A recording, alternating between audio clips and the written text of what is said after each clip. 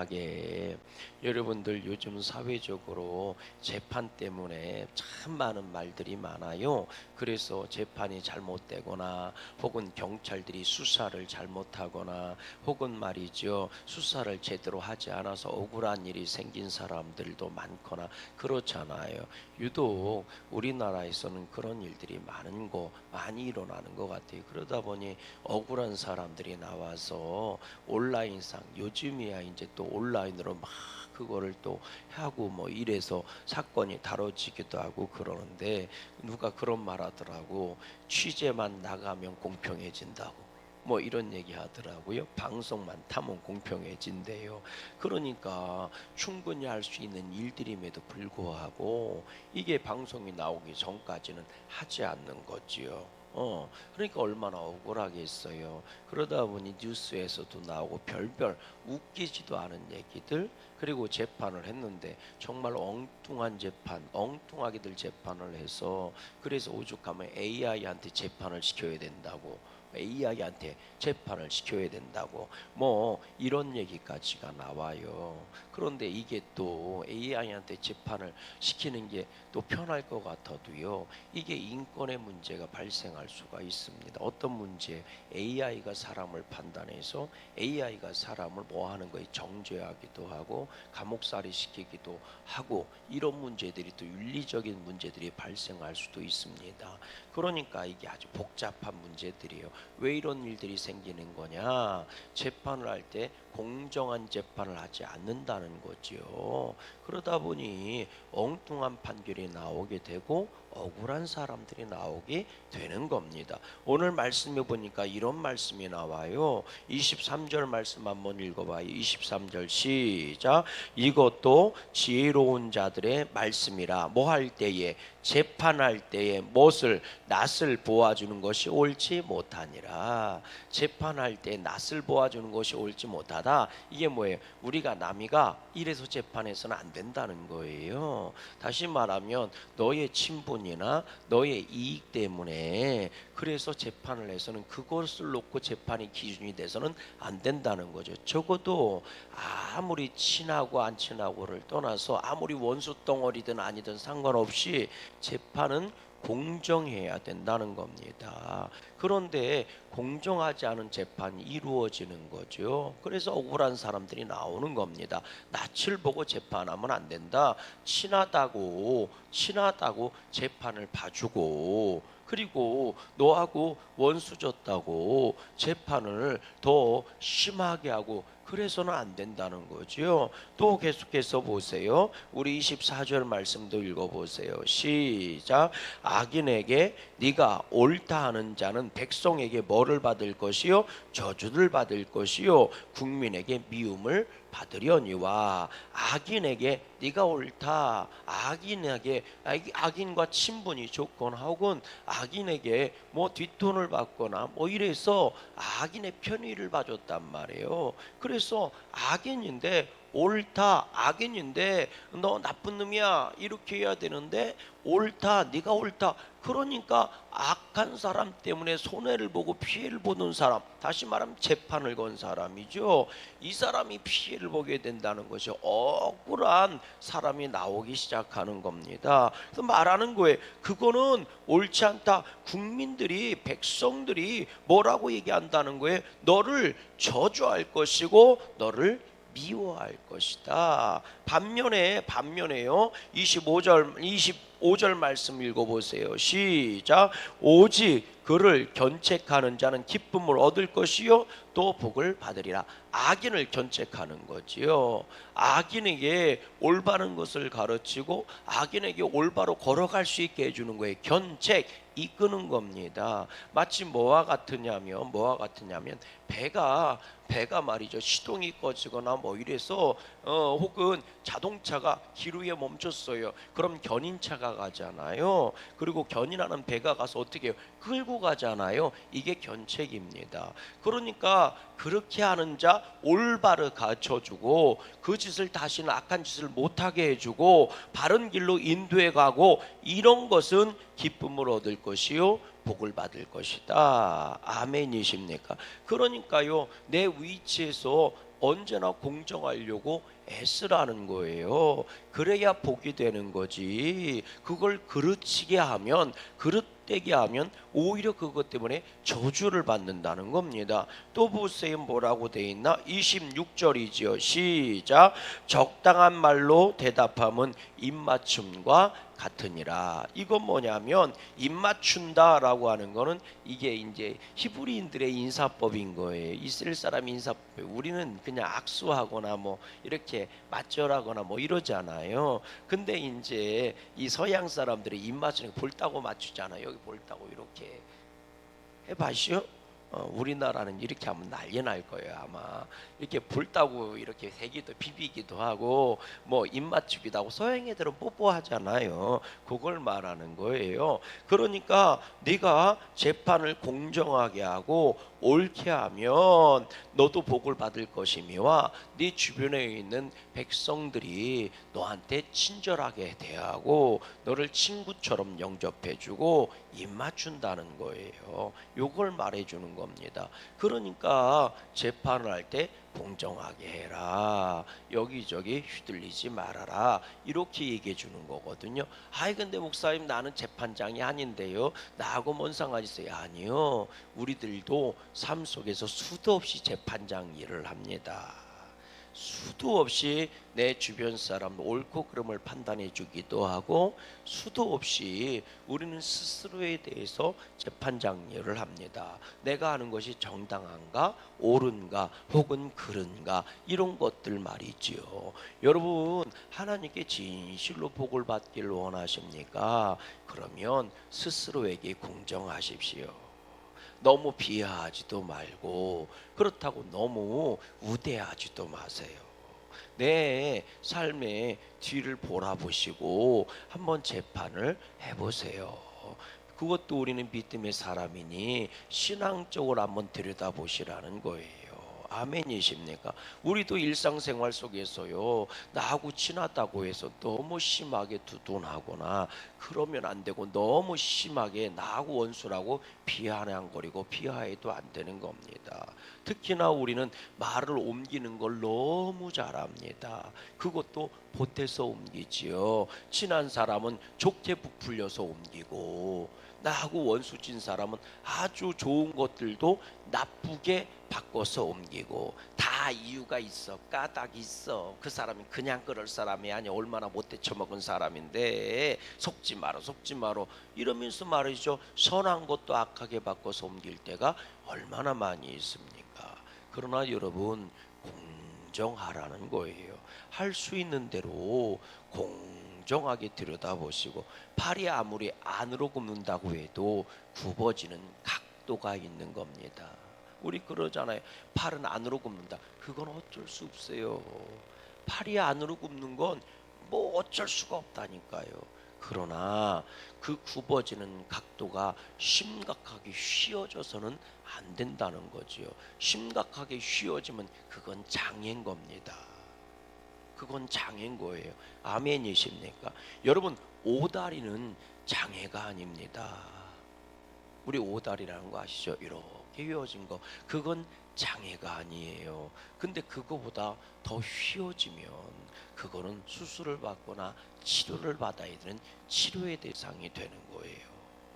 아멘이십니까? 여러분 우리들은 누구든지 팔은 안으로 굽을 수 있어요. 그러나 그것이 심각하게 굽는다면 그거는 정말 잘못된 겁니다. 근데 우리들이 그럴 때가 많아요. 그래서 끄떡하면 너 제 편이야? 내 편이야? 편가르기 좋아하고 끄떡하면 우리들은 정말 잘못된 판단을 하고 잘못된 정보를 제공하고 잘못된 길로 삐뚤어지게 할 때가 많이 있습니다.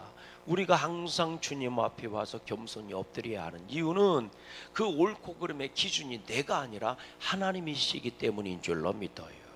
옳고 그름의 기준이 누구라고요? 하나님이세요. 말씀인 겁니다. 그래서 언제나 주님 앞에 와서 엎드리는 거예요. 우리들이 정말 심각하게 보는 건 내로남불이라는 말이 있잖아요. 내가 하면 로맨스고 남이 하면 불륜이고 여러분 하나님 앞에 오면요 겸손하게 엎드리면 주님께서 알려주시는 줄로 믿어요. 나를 비우게 하고 나를 깨끗하게 하고 나를 회개하게 합니다.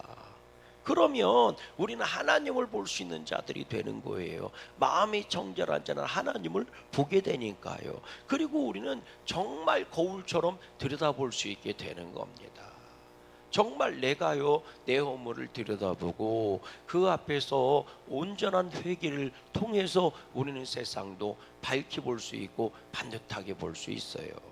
바라기는 굽어지고 구부러지는 인생길 걸어가지 마시고 주님이 주시는 온전한 길을 정말 그 반듯한 믿음의 길을 걸어가는 양구감리교회 성도님들 되시기를 주의 이름으로 소망합니다. 또 옆에 그 다음 말씀 또 읽어볼래요? 뭐라고 돼 있나? 28절 말씀 한번 27절 말씀 보세요. 시작. 내 일을 밖에서 다스리며 너를 위하여 밭에서 준비하고 그 후에 네 집을 세울지니라. 아멘. 이게요 참 재미있는 말씀이에요. 내 일을 밖에서 다스리며 너를 위하여 밭에서 준비하고 그 후에 네 집을 세울자. 네 집을 세울지니라 라고 하는 건 우리식으로 얘기하면 쉽게 얘기하면 결혼해라 뭐 이런 거예요. 그러니까 온전한 가정을 세워라 이런 거거든요. 그럼 밖에 일을 먼저 한다는 건 뭐냐? 그거는 무계획적으로 내 인생을 살지 말아라 그런 거예요. 그러니까 모든 것을 준비해 놓고 결혼해야지. 드립다 결혼부터 하고 어떻게 할래? 우리식으로 표현하면 이런 겁니다. 예를 들어서 내가 자동차를 사고 싶어. 그럼 운전면허증부터 준비해 놔야지. 드립다 자동차만 사놓는다고 되니? 이게 이런 뜻입니다. 그러니까 우리는 무계획적으로 할 때가 감정적으로 충동적으로 움직일 때가 너무 많이 있다는 거예요. 우린 이성적이라고 얘기하는데 실제로 충동적으로 결정하고 충동적으로 움직일 때가 많습니다. 그 뒤에 말씀 보세요. 28절 말씀 시작. 너는 까닭 없이 내 이웃을 쳐서 증인이 되지 말며 내 입술로 속이지 말지니라. 그러니까 생각 없이 증인되지 말라는 거예요. 생각 없이 행동하지 말라는 겁니다. 오늘 우리들이 믿음의 계획을 갖고 주님의 말씀에 인도하심 앞에 순종해야 할 줄로 믿습니다. 주님 앞에 나와서 거룩함을 회복하고 주님이 계획하신 곳에 우리는 순종으로 나아가고 아멘이십니까? 그래서 주님 말씀하세요. 내가 주님 말씀 앞에 순종으로 나아가길 원합니다. 그런데 우리는 인생을 살면서 너무 충동적일 때가 많은 거예요. 그래서 버려놓고 보지 뭐 일단 버려놓고 보지 뭐 이럴 때가 많다는 거죠. 그거 어리석은 거라는 거예요. 계속해서 한번 보세요. 29절입니다. 29절 시작. 너는 그가 내게 행함같이 나도 그에게 행하여 그가 행한 대로 그 사람에게 갚겠다 말하지 말지니라.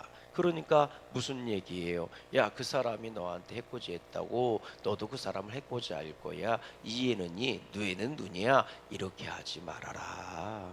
오히려 인내해야 할 때는 인내해야 하고 받아들여야 할 때는 받아들여야 하고 용서해야 할 때는 용서해야 하고 싸워야 할 때는 싸워야 되는 거야. 아멘이십니까?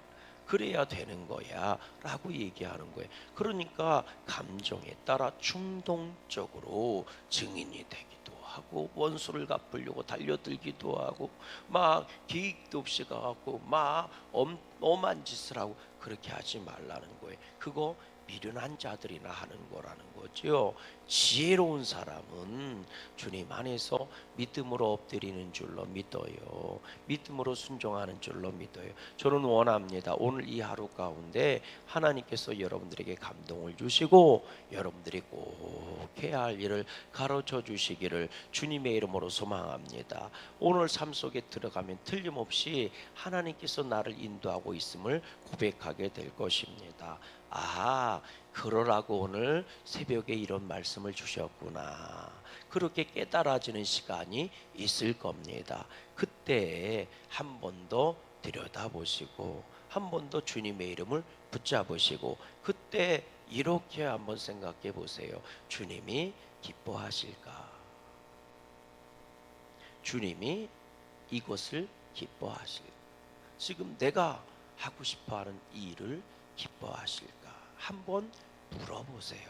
한 번만이라도 물어보세요. 주님이 정말 기뻐하시는 게 뭘까? 한 번만이라도 물어보세요. 틀림없는 것은 이렇게 한번 물어보는 거, 그 순간 하나님은 지혜를 주실 거예요. 그럼 한번 순종해 보세요.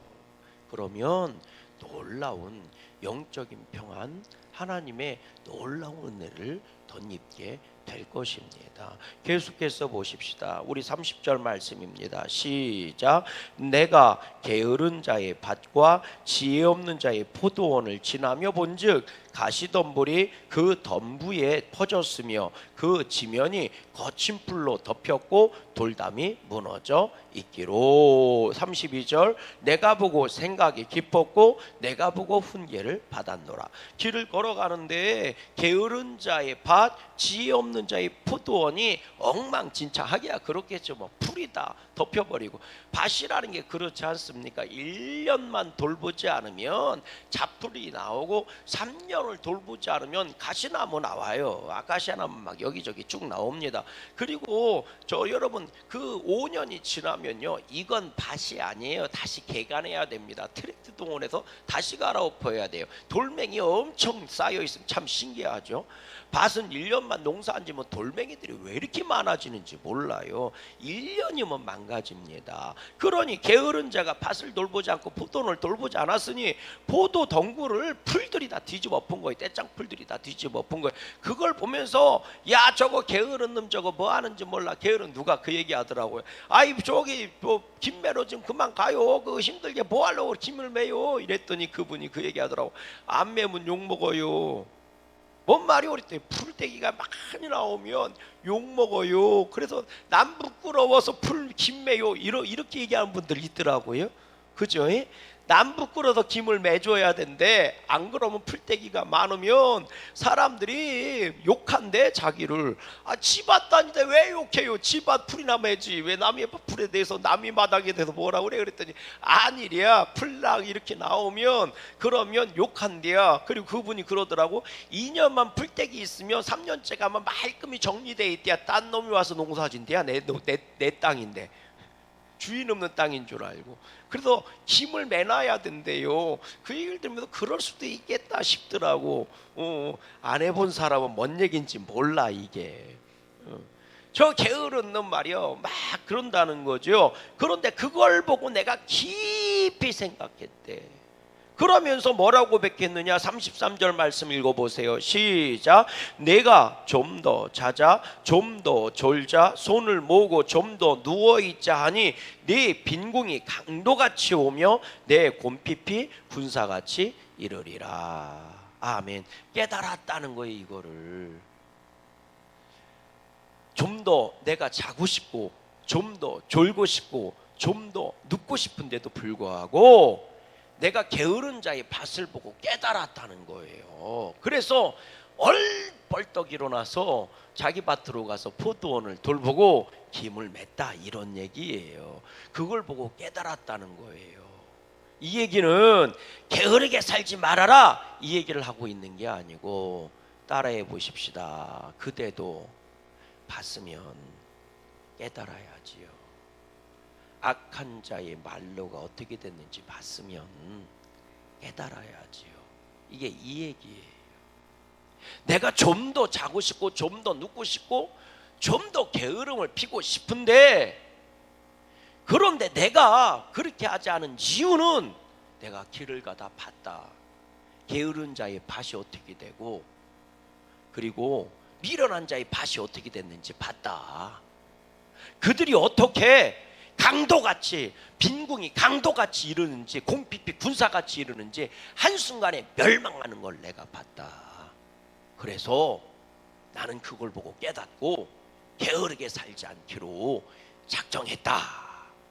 나는 재판하는 사람이 불의한 재판을 하고 어떻게 욕을 얻어 처먹었는지에 대해서 어떻게 망했는지에 대해서 나는 봤다.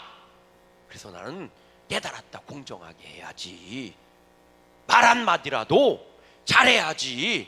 내가 그걸 봤다. 그러니 나는 지혜롭게 해야 될 것, 이 얘기를 하는 거예요. 여러분, 오늘 우리들이 수도 없이 보지 않습니까? 한순간에 망하고 그 결말이 어떻게 되는지. 아이고 돌아가셨대야. 아이고 진짜 잘 살다 가셨지. 똑같이 잘 죽었어 라고 하는 글자는 똑같아요. 잘 죽었다 라고 하는 네 글자는 똑같아요. 글자로 보면 똑같습니다. 그러나 입술로 얘기하면 틀려요. 잘 죽었어. 이거는 그 인생이 뭐예요? 망한 인생이라는 표현이고요. 아유 잘 죽었네 라는 거는 그 인생 평안하게 살다 갔다는 얘기잖아요. 여러분, 글자로 보면 똑같아도 평가는 다른 겁니다. 우리들이 봤으면 깨달아야지요. 그리고 지혜롭게 살아야지요. 지혜로운 자는 깨닫는 자다, 이렇게 얘기해 주고 있는 거예요.